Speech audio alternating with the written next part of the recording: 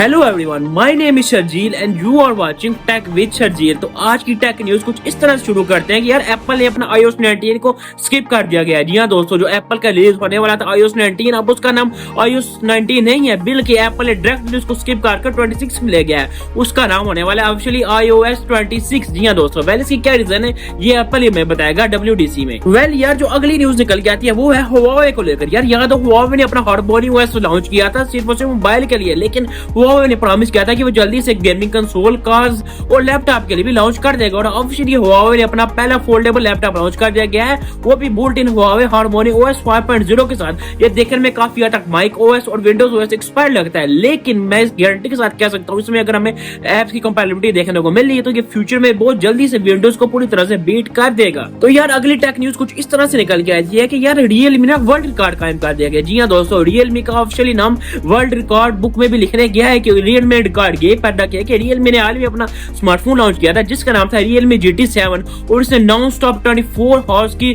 Battery timing का record बना दिया है। जी हाँ दोस्तों, इसमें नॉन स्टॉप वीडियो प्लेबैक देखने को मिला है पूरे 24 घंटे तक, और 24 घंटे गुजरने के बाद भी इस स्मार्टफोन में स्टिल 26% की बैटरी लेफ्ट रहेगी। यार अगली टेक न्यूज ना आईफोन को लेकर आती है। जी हाँ दोस्तों, नेक्स्ट ईयर 2026 से लेकर फ्यूचर में जितने भी आईफोन होंगे हमें सब के सब दो फेज में देखने को मिलेंगे। अगर इससे पहले एप्पल करता था कि सितंबर में अपने तमाम आईफोन को रिलीज कर दिया करता था, लेकिन 2025 के बाद से लेकर जितने भी आईफोन आएंगे उनको दो फेजेस में रिलीज किया जाएगा। सितंबर में सिर्फ प्रो मॉडल और मार्च में बेस मॉडल। और यार अगली जो न्यूज निकल के आती है वो है गूगल पिक्सल 10 को लेकर। जी हाँ दोस्तों, इस बार गूगल ने पिक्सल 10 के अंदर बहुत ही बड़ी अपग्रेड कर दी है। जी हाँ दोस्तों, हिस्ट्री में पहली बार हुआ कि गूगल के बेस वेरिएंट में बल्कि एक नहीं, दो नहीं, तीन कैमरा देखने को मिले हैं। जी हाँ दोस्तों, एक main camera, ultra wide camera और तीसरा फाइनली टेलीफोटो कैमरा, और शायद हमें किसी किस्म का डार्क सेंसर देखने को मिल सकता है। तो यार जो अगली टेक न्यूज निकल के आती है वो निकल के आती है सैमसंग की गैलेक्सी Z Fold 7 और Z Flip 7 को लेकर। जी हाँ दोस्तों, इनमें हिस्ट्री में पहली बार होने वाला है कि इन दोनों में सैमसंग अलग-अलग चिपसेट यूज करने वाला है। सैमसंग गैलेक्सी Z Fold 7 में तो हमें ऑप्शन स्नैपड्रैगन 8 Elite देखने को मिलने वाला है, लेकिन सैमसंग गैलेक्सी Z Flip 7 में हमें सैमसंग का Exynos 2500 देखने को मिलने वाला है, जो कि बिल्कुल ही वर्थ नहीं करने वाला। वेल यार अगली न्यूज फिर से गूगल पिक्सल सीरीज को लेकर आती है, जो हाल ही में गूगल पिक्सल 10 सीरीज रिलीज होने वाली है। इनमें जो गूगल टेंसर आने वाला है वो इस बार फाइनली सैमसंग डेवलप नहीं करने वाला, इस बार कोई और कंपनी की डेवलप करने वाली है,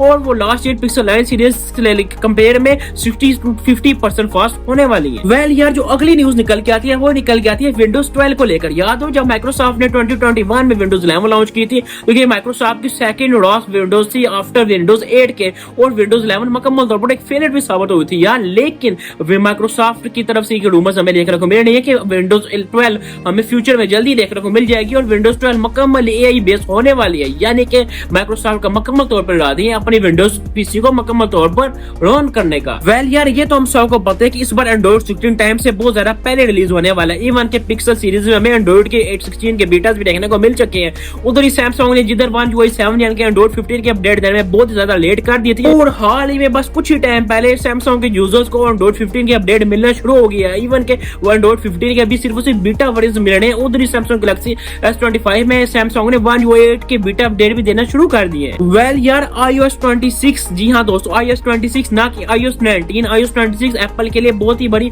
हिस्ट्री की अपडेट होने वाली है as compared to history of software. जी हाँ दोस्तों, इसका डिजाइन काफी आता है, एप्पल की विजन प्रो से इंस्पायर होने वाला है, और इसमें हमें तकरीबन ऑलमोस्ट न्यू UI देखने को मिलने वाली है। और यार जो हमें next year Samsung Galaxy S26 और S26 प्लस देखने को मिलेंगे, इसमें सैमसंग 50 मेगापिक्सल का नया कैमरा सेंसर यूज करने वाला है। यार हाल ही में कुछ टाइम पहले ना एक व्यक्ति ने एप्पल पे केस कर दिया था। जी हाँ दोस्तों, केस कुछ इस तरह किया था कि एप्पल ने जो आईफोन 16 सीरीज में एक ही फीचर दिखाकर अपने आईफोन 16 सीरीज को सेल किया था, वो फीचर अभी तक देखने को नहीं मिले, और ये केस ऑफिशियली कोर्ट में चला गया है, और शायद ये केस एप्पल हार जाए। और यार जिधर Huawei ने अपना HarmonyOS 5.0 को लॉन्च कर दिया गया है, उधर ये भी न्यूज आ रही है कि फ्यूचर में Oppo, Vivo, Xiaomi और OnePlus जैसी कंपनियां भी HarmonyOS पे स्विच करने वाली हैं और एंड्रॉइड को हमेशा के लिए गुड बाय करने वाली हैं, और शायद हो सकता है कि एंड्रॉइड में सिर्फ और सिर्फ सैमसंग एक अकेला किंग बनकर रह जाए। यार अगली न्यूज जो निकल के आती है वो निकल के आती है अकेले Huawei के HarmonyOS को लेकर, और शायद हमें फ्यूचर में Infinix, टेक्नो या फिर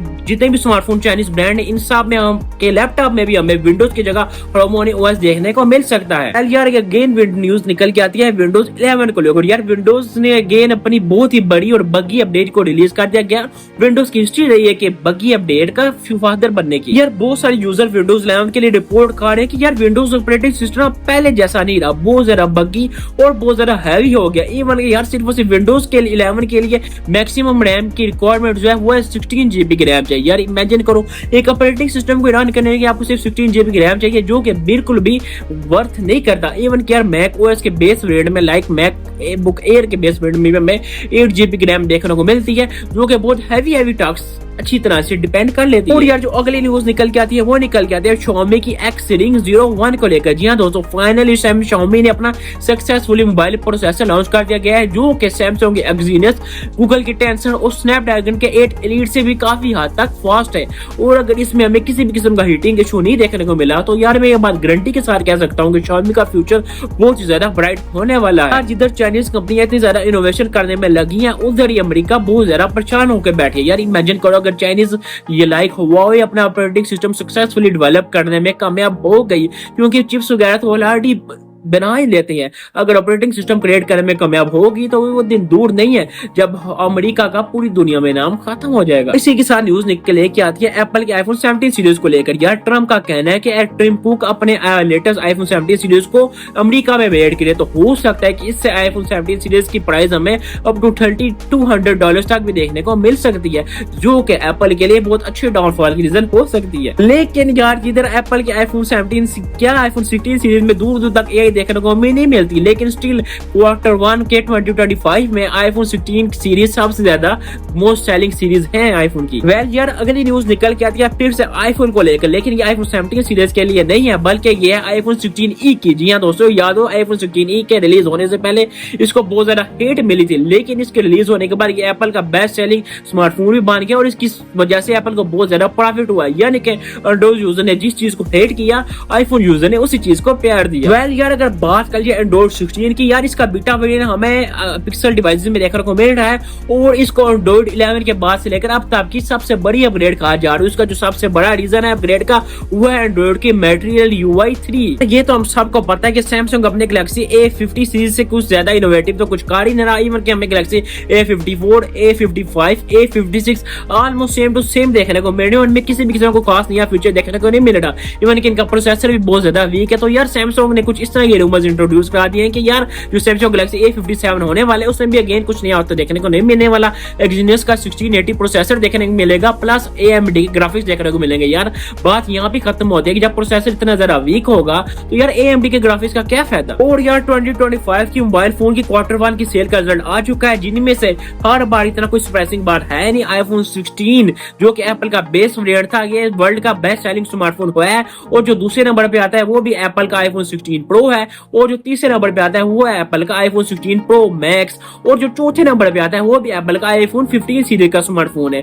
और या जो नंबर 10 पे स्मार्टफोन आता है वो भी एप्पल का ही है, लेकिन वो है एप्पल का लेटेस्ट आईफोन 16 प्लस। एप्पल का आईफोन 16 प्लस का 10 नंबर पे आने की वजह निकल के ये आती है कि यार एप्पल के आईफोन की जो प्लस सीरीज है वो आईफोन ने एप्पल 14 सीरीज के बाद से इंट्रोड्यूस करना शुरू कर दी थी, लेकिन उनमें इतनी कुछ देखने को नहीं मिली। और हो सकता है अगर नेक्स्ट ईयर या फिर इसी साल में शायद रूमर्स तो है कि आईफोन 16 प्लस को आईफोन 17 एयर ऑफिशियली रिप्लेस कर ले। तो यार ये थी कुछ इस वीक की टेक न्यूज। उम्मीद करता हूँ आपको वीडियो अच्छी लगी होगी। तो यार इस वीडियो के लिए मैंने मेहनत बहुत ज्यादा की है। तो यार अगर आपको वीडियो अच्छी लगे तो चैनल को सब्सक्राइब और वीडियो को लाइक जरूर कीजिएगा। अगली वीडियो फिर मिलेंगे, तब तक के लिए अल्लाह हाफिज।